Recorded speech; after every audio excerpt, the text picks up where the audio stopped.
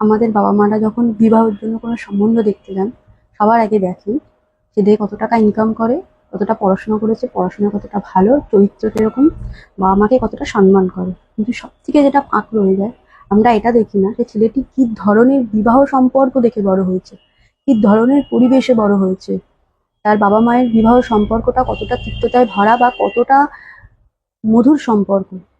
যদি কোনো ছেলে দেখে তার বাবাকে যে তার মাকে অসম্মান করছে, প্রতিনিয়ত লাঞ্ছনা দিচ্ছে, অপমান করছে, উম, তো ছেলেটার বীজটা কিন্তু সেখানেই বপন হয়।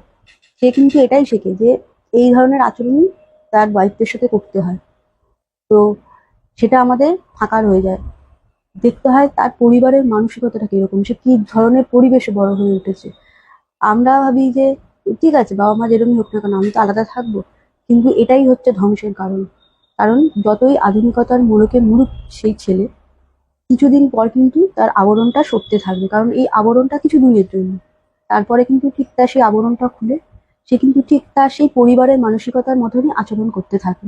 আর সেখানেই কিন্তু আমাদের হয় ডিভোর্স, আমাদের হয় নিজেদের মধ্যে মারপিট, দাঙ্গা হাঙ্গা, ছাড়াছাড়ি। তাই আমাদের সবার আগে দেখা উচিত যেটা, সে কি ধরনের বিবাহ সম্পর্ক দেখে বড় হয়েছে, তার পরিবারের মানসিকতাটা কিরকম। তবেই কিন্তু আমরা সেখানে সুন্দর সম্পর্ক তৈরি করতে পারবো, না হলে কোনোদিনও হবে না।